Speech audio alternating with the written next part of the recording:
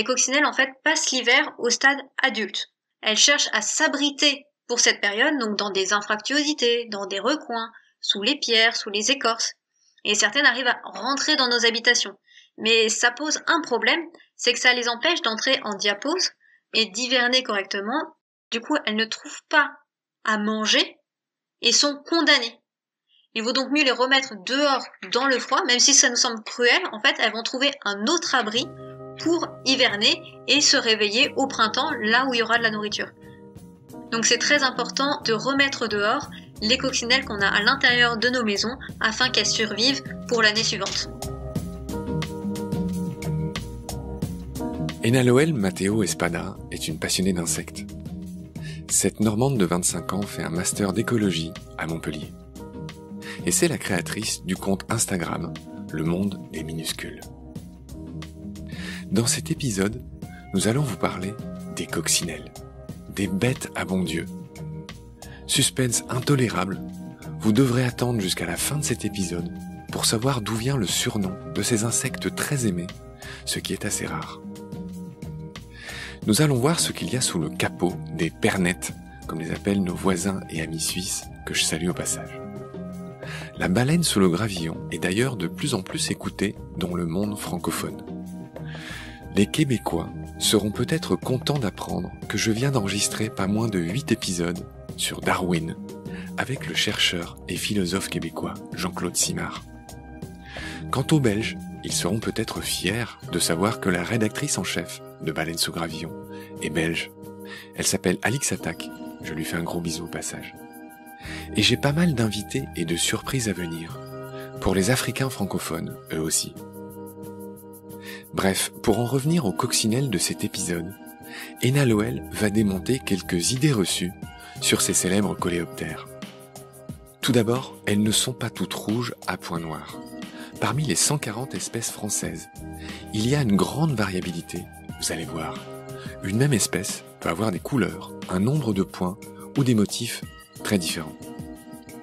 Ensuite, les points des coccinelles ne donnent surtout pas leur âge, c'est une légende. Vous verrez aussi que toutes les coccinelles ne mangent pas que des pucerons. Certaines mangent en effet des champignons ou des plantes. Nous verrons aussi que l'introduction massive par des jardiniers d'une espèce de coccinelle asiatique très vorace a été une catastrophe pour nos espèces françaises. Envolons-nous avec les coccinelles. C'est le 3e chapitre de cette série Insectes. Salut Anna. Salut Marc. Je suis ravi de te retrouver. Avec toi, on a fait 2 grosses émissions sur les insectes. Dans la première, on a passé en revue les différents ordres d'insectes et les caractéristiques générales. Dans la deuxième, on a répondu à plein de petits « le saviez-vous », à plein de petites différences qu'il faut connaître, qui sont amusantes, qui sont fantastiques des fois, sur toute cette biodiversité du quotidien, la différence entre les libellules et les demoiselles, le fait que les abeilles soient pas toutes sociales, il y en a beaucoup qui sont solitaires, etc., etc. Je renvoie les auditeuristes vers cet épisode. Aujourd'hui, toi et moi, on va se parler des coccinelles, alias la bête à bon Dieu. J'ai appris qu'on les appelait les pernettes en Suisse, et je salue les amis suisses qui nous écoutent au passage. En premier lieu, tout simplement, Ena, je voudrais que tu me dises combien il y a d'espèces de coccinelles dans le monde, et combien il y en a en France. Alors il y en a 3000 dans le monde et 139 espèces rien qu'en France. À quelle famille, à quel ordre appartiennent les coccinelles, Ena ? Donc les coccinelles sont de l'ordre des coléoptères qui se reconnaissent grâce à leurs 2 paires d'ailes. La première, les élytres, qui sont toutes rigides et qui permettent de protéger la 2e paire d'ailes membraneuse qui sert à voler et qui est repliée sous la première paire d'ailes. La coccinelle est un coléoptère. Coléoptère vient du grec koléo qui signifie étui. Alors c'est l'ordre où il y a le plus d'insectes au monde. Il y a 400 000 espèces connues de coléoptères, c'est bien ça ? À peu près, un peu moins en fait. Oui, c'est bien ça. Et les coccinelles sont en fait une famille, les coccinellidés, qui font partie de l'ordre des coléoptères. Très bien, Ena. La première chose, là ça doit être la 2e ou la 3e que j'ai envie d'aborder avec toi, c'est une idée reçue que tu vas exploser en vol tout de suite. Est-ce que les points de la coccinelle définissent leur âge ? Alors non, pas du tout. Ça permet en fait simplement de différencier les espèces. Et en plus, il y a même une grande variabilité chez une même espèce qui peut avoir des couleurs, mais aussi des motifs très différents. Et des nombres de points différents, donc. Oui, c'est ça. Une autre croyance souvent associée à celle-ci, c'est qu'une petite coccinelle va en fait grandir au cours de sa vie pour devenir une grande coccinelle. C'est faux, là aussi. Elle a un stade larvaire où là, elle va grandir et faire différentes mues, mais une fois au stade adulte, quand elle aura ses ailes, elle ne grandira plus jamais. Donc c'est pour ça qu'il y a des toutes petites coccinelles, 1,2 mm, et des grandes coccinelles qui font un peu plus de 9 mm. On l'avait évoqué quand on a parlé avec toi la première fois des coléoptères. Ce qui est étonnant chez tous les coléoptères et les coccinelles en particulier, c'est que quand elle déploie ses ailes, on se rend compte qu'elles sont beaucoup plus longues que son corps. Et moi, quand j'étais môme, je me demandais toujours comment tout ça allait rentrer à l'intérieur de ce qu'on appelle le dôme, c'est-à-dire sous les élytres. Donc explique-moi comment une coccinelle replie ses ailes. Elle les replie un peu comme un éventail en fait. On va avoir une espèce de coudure et ça va rentrer l'extrémité sous la première partie de l'aile. D'accord, donc c'est un peu plissé comme un éventail, tu l'as dit, et du coup, quand elle veut s'envoler, elle ouvre le capot, si j'ose dire, elle déploie ses ailes, et elle s'envole. On a tous cette image en tête.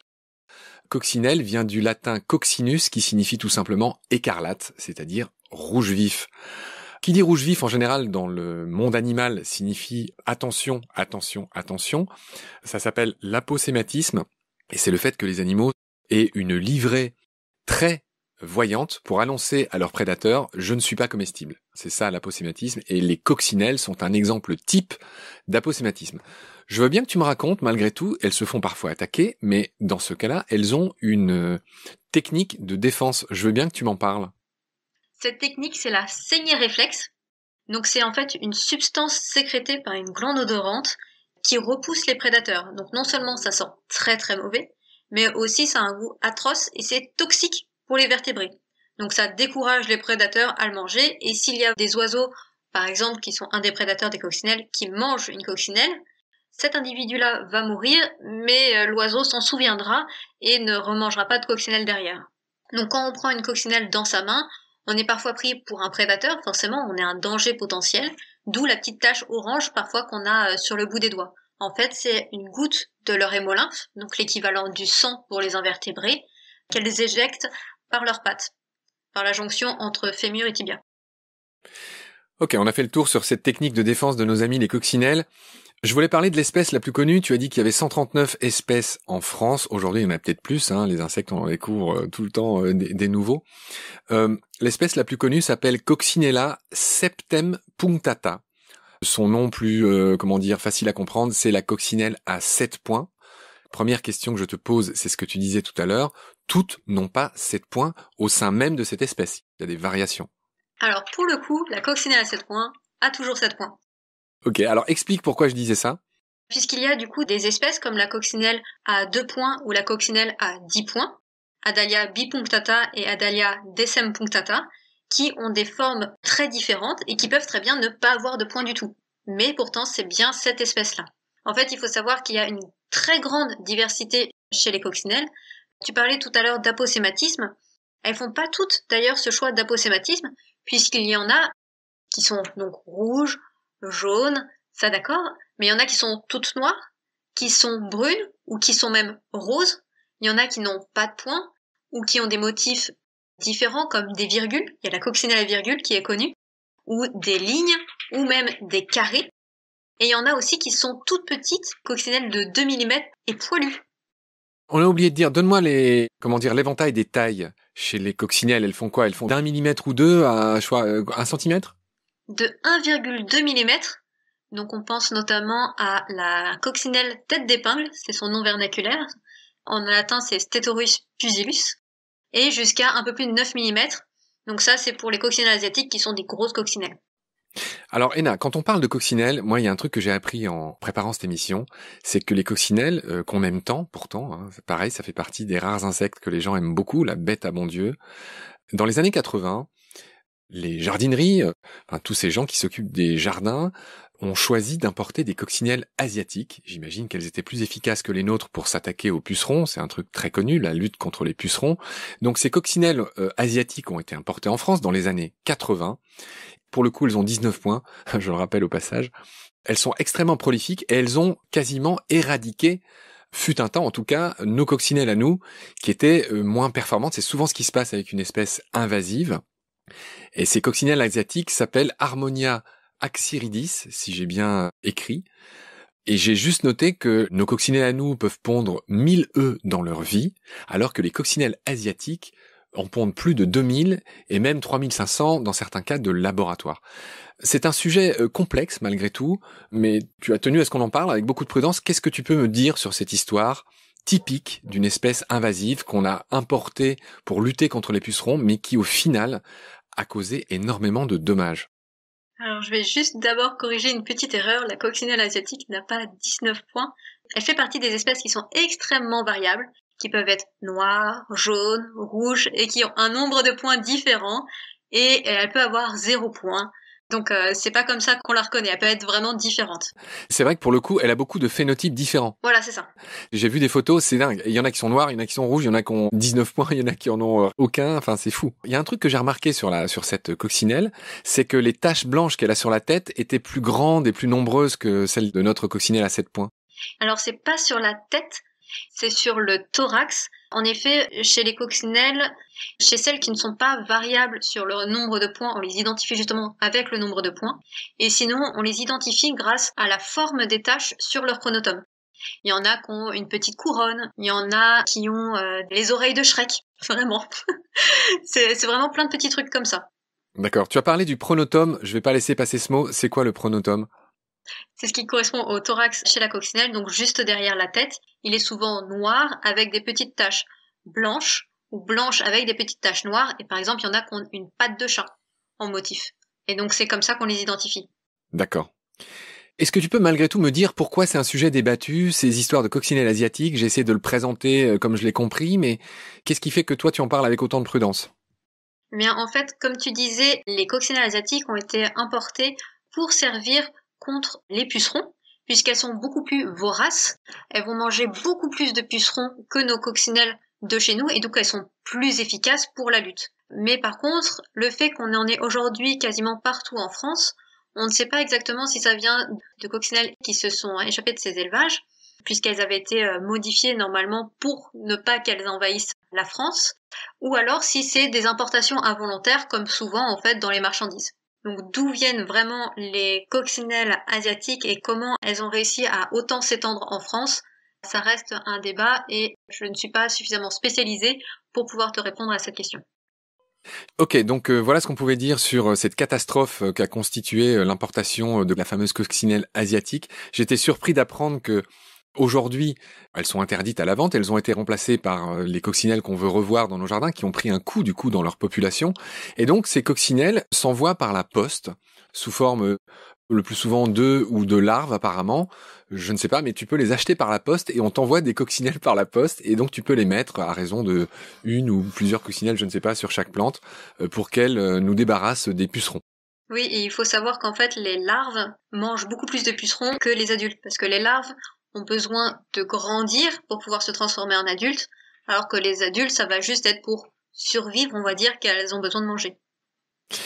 Chacun sait que les coccinelles sont connues pour être des mangeuses de pucerons. Le terme scientifique, c'est aphidiphage, tu me le confirmes? Oui.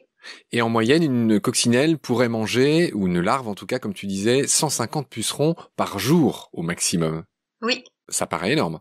Il faut savoir en fait que la majorité des espèces de coccinelles sont carnivores, mais selon les espèces de coccinelles, elles ont leurs préférences. Certaines, la plupart, mangent des pucerons, c'est comme ça qu'on les connaît, elles sont donc aphidiphages, mais certaines mangent des cochenilles, donc pratiquent toujours dans la lutte dans nos jardins, donc elles sont coccidiphages, d'autres mangent des acariens, elles sont acarophages, et d'autres des psylles, elles sont donc psyllophages. C'est quoi les psylles? Alors les psylles, les cochenilles, les pucerons font partie du sous-ordre des homoptères, qui sont des cousins, on va dire, des punaises. D'autres espèces de coccinelles vont se nourrir majoritairement de végétaux, elles seront donc phytophages, ou de champignons, elles seront donc mycétophages. Mais il faut savoir que le régime alimentaire des coccinelles va varier selon la disponibilité en nourriture. C'est-à-dire qu'une coccinelle qui va manger des pucerons, s'il n'y a pas assez de pucerons à un moment donné, elle va pouvoir combler son alimentation en pollen ou en nectar par exemple. Ça arrive. Et les larves et les adultes d'une même espèce ont le même régime alimentaire. Donc si une larve se nourrit de végétaux, elle se nourrira aussi adulte de végétaux. D'accord. Je voudrais qu'on enchaîne sur un point qui est très intéressant, c'est que, chacun le sait peut-être aussi, les pucerons sont un peu le bétail des fourmis qui ne les mangent pas, qui ne les tuent pas, et même qui les élèvent et qui les protègent. Donc, il arrive que, quand une coccinelle attaque des pucerons, les pucerons soient défendus par des fourmis. Raconte-moi la scène, qu'est-ce qui se passe? Comment raconter ça? Oui, les fourmis élèvent les pucerons, notamment pour leur miella. C'est un peu leur ferme, on va dire. Les coccinelles qui doivent se nourrir de pucerons sont souvent agressées. Dans ces cas-là, elles ont plusieurs moyens de défense. Donc on a la saignée réflexe, donc cette substance odorante qui repousse les prédateurs. Mais on a aussi le fait qu'elles vont pouvoir ranger leurs pattes sous leur corps pour pouvoir se plaquer contre leur support, donc contre la feuille, contre la tige, que les fourmis n'aient pas de système d'accroche pour les agresser en fait. Ils vont juste se confronter aux élytres coriaces, à leur carapace, et ils ne vont pas pouvoir lui faire du mal. Vu qu'on parle beaucoup des jardiniers dans cet épisode, les jardiniers mettent de la glu au pied de la tige des plantes pour empêcher les fourmis de monter et de venir protéger leurs pucerons. Et du coup, ça laisse un peu champ libre aux coccinelles. Oui, j'avais déjà entendu parler. Il y a beaucoup de choses qui sont trouvables sur Internet, différentes solutions qui existent. J'ajoute qu'il est totalement inefficace de cumuler les coccinelles avec les pesticides, puisque les pesticides tuent les coccinelles, donc c'est pas une bonne idée. Soit on est bio, soit on l'est pas, et mixer les deux, ça marche pas. Tu veux ajouter quelque chose là-dessus? Non, il y a plein de solutions naturelles qui existent, et les coccinelles en font partie. Et mettre des produits chimiques, ça va tuer non seulement, oui, les pucerons, mais aussi du coup les coccinelles et toute la faune associée à vos plantes. Donc vous n'aurez peut-être pas non plus de pollinisateurs sur vos plantes. Enfin, il va y avoir beaucoup de conséquences. D'accord, je voudrais raconter 2 dernières histoires concernant nos amis les coccinelles. Chère Héna, cette histoire incroyable, il y a une espèce de coccinelle, alors je sais pas si elle est en France, la coccinelle maculée, qui est l'hôte d'une guêpe braconide. C'est une histoire qui m'a été racontée par Pierre Kerner, l'ami Pierre Kerner, dans ses épisodes qu'on a fait sur les parasites, sur le parasitisme. Pierre est un spécialiste de la question, et je me souviens qu'il m'avait parlé de ça, et j'ai retrouvé ça en préparant l'émission.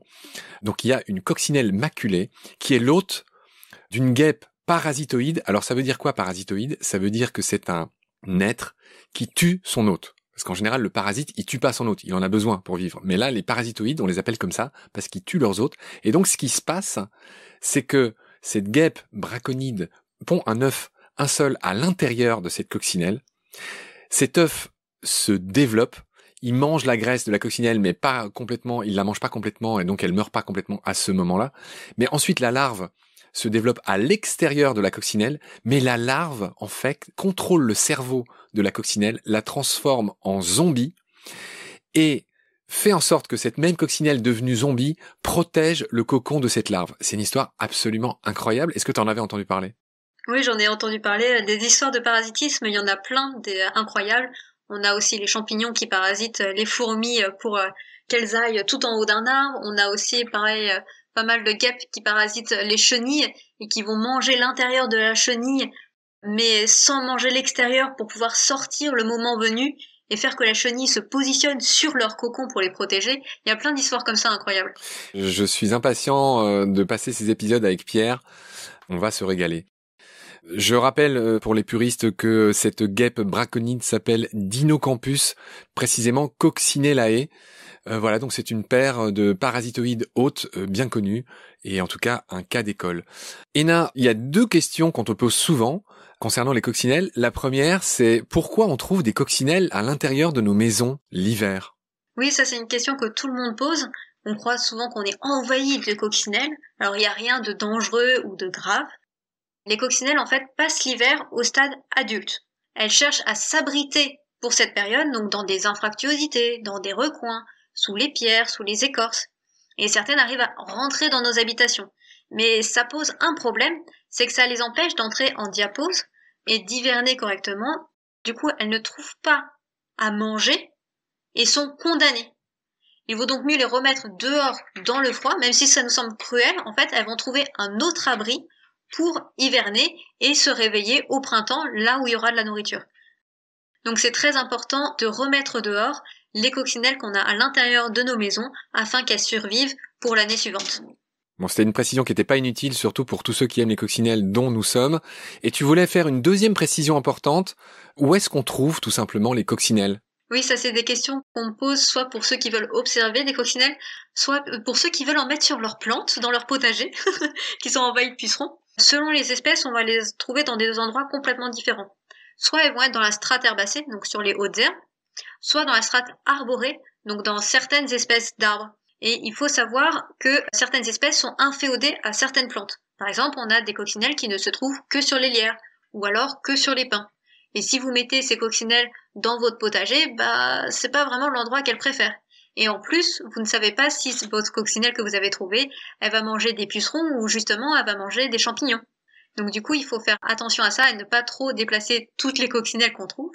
Et pour ceux qui veulent vraiment pouvoir observer différentes espèces de coccinelles, vous avez des outils pour en trouver comme un filet fauchoir pour faucher la végétation ou une nappe de battage pour savoir ce qu'il y a dans les arbres et ça va vous permettre de les dénicher facilement. Oui, tu avais raconté ces techniques dans le premier épisode consacré aux insectes en général. Chère Ena, est-ce que tu veux ajouter quelque chose sur les coccinelles ? J'aimerais juste ajouter qu'en ce moment, il y a pas mal d'études en cours pour cartographier la répartition des coccinelles dans certaines régions de France et que c'est très utile pour voir justement à long terme si leur répartition régresse ou pas et si elles sont en danger ou pas. Est-ce que les populations se reconstituent après cette catastrophe de l'introduction de la coccinelle asiatique ou pas ? Eh bien, comme il n'y a pas eu d'études précédentes, en fait, là, actuellement, il y a différents atlas. Donc, c'est une carte de répartition sur les régions. Et pour l'instant, c'est les premières cartes qui sont faites. Il n'y a pas eu de carte de fait avant. Et donc, du coup, on n'a pas trop les réponses.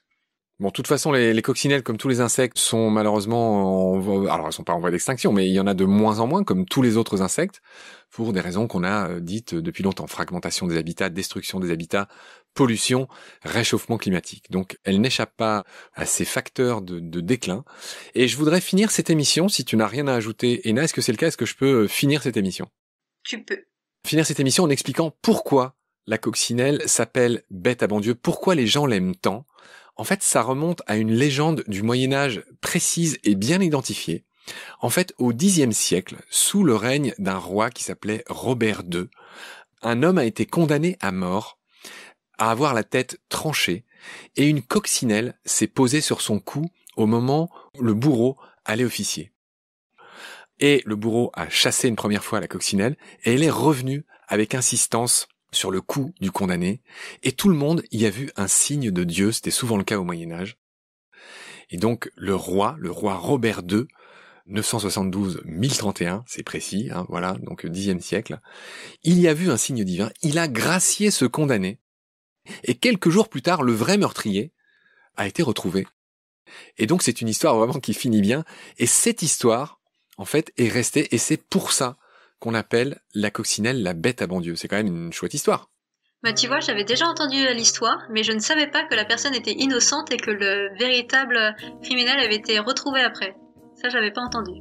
Eh bien, sur cet émerveillement, ma chère Ena, nous allons rendre l'antenne pour cette fois-ci et nous retrouver très vite pour parler des punaises. Et là, c'est pareil, ne vous fiez pas qu'au nom punaise, qui est une interjection qui est beaucoup de choses, des animaux qu'on aime peu et qu'on connaît mal. Il y a beaucoup de punaises, vous allez être très surpris. Et c'est sans doute, moi, mon épisode préféré de notre série Insectes. Je te fais un gros bisou, Ena, je te dis à très vite. Salut. Bye bye.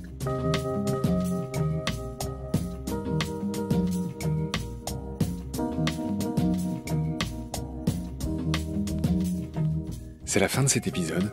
Merci de l'avoir suivi. Merci de partager le lien de Baleine sous Gravillon et de vous abonner si vous avez aimé. Des étoiles et des avis sont la meilleure manière de nous aider. Si à tout hasard vous écoutez l'émission sur Apple Podcast, c'est-à-dire sur iPhone, ces avis anonymes, rédigés en quelques secondes, sont très importants. Au-delà de la gloriole, ils nous permettent en effet d'être plus avantageusement suggérés dans les moteurs de recherche. Nous n'avons qu'une trentaine d'avis pour l'instant, alors que vous êtes des milliers à nous écouter chaque semaine. Je prie humblement les auditorices de prendre ces 20 secondes pour ce petit coup de pouce. Grand merci par avance. Celles et ceux qui le souhaitent peuvent aussi nous aider en faisant un don, même minime, sur le site Tipeee. Je refuse de faire de la pub pour préserver notre indépendance et votre confort d'écoute. Mais ce podcast indépendant est fait sans aucune aide. Il n'est pas monétisable et j'y consacre 200% de mon temps. En attendant de trouver un partenaire auquel je lance un appel, et avant de devoir bientôt arrêter Baleine sous Gravillon faute de financement, je remercie du fond du cœur les abonnés et les futurs partenaires qui peuvent nous aider.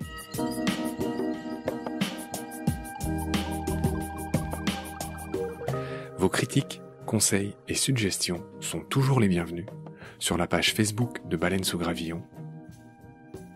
Je remercie aussi tous les photographes animaliers qui viennent chaque semaine en toute simplicité, en toute générosité, partager leurs sublimes photos sur la page de Baleine sous Gravillon. Je remercie enfin mes équipiers pour leur aide précieuse. Sans oublier Félix Labande, l'auteur sud-africain de la chanson du générique. Je vous retrouve très vite pour un nouvel épisode. Et d'ici là, prenez soin de vous et de ce qu'il y a autour de vous. Merci. À bientôt.